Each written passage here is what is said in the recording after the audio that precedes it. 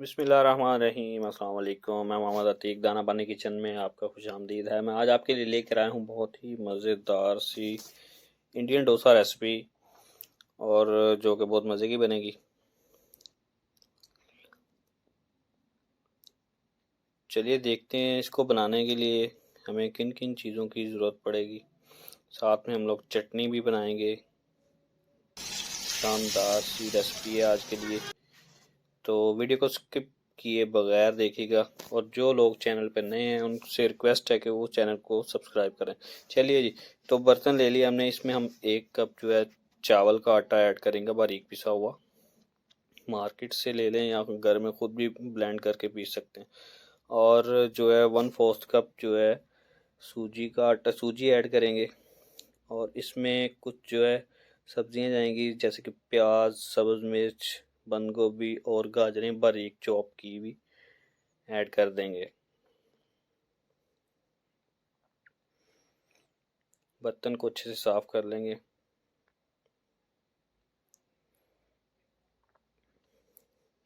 नमक जाएगा तकरीबन ½ टीस्पून।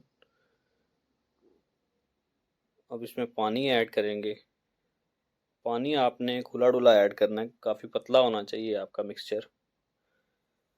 इसको चम्मच की मदद से मिक्स कर लेंगे। अच्छे तरीके से मिक्स करें।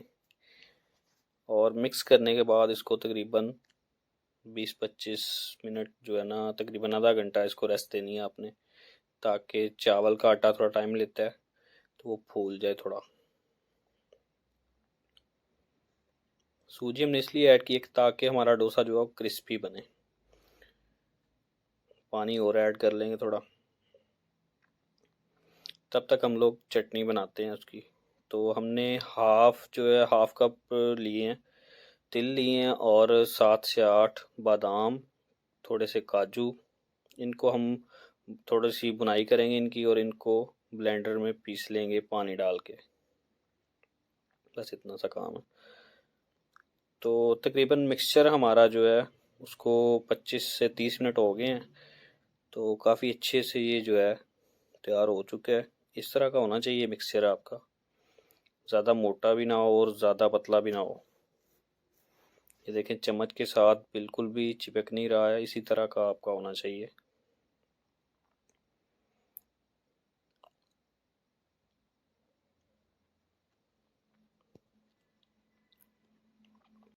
तो अब हम लोग तवा ले लेंगे। इसको अच्छे से गर्म करना है आपने, इसमें से थोड़ा बहुत धुआं निकलना शुरू हो जाए तो इस पे जैसे ही ऐड करेंगे, ऊपर डालेंगे इसको, डोसा की डो को।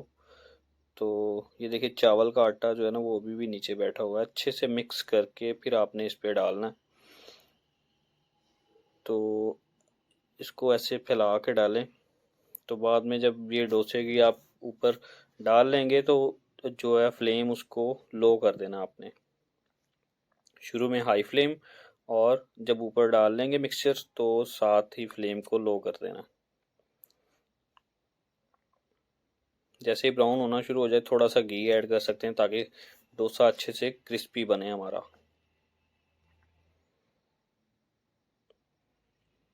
ब्राउन कलर आना शुरू हो जाएगा तो तकरीबन अब हम इसको तैयार करके उतार लेंगे। माशाल्लाह नीचे कलर बहुत ही प्यारा आया। इसी तरह का डोसा आपने तैयार करना है। दूसरा डोसा भी इसी तरह ही ब्राउन कलर आ जाएगा। दूसरी साइड से भी पका सकते हैं, लेकिन ज़्यादातर एक साइड से।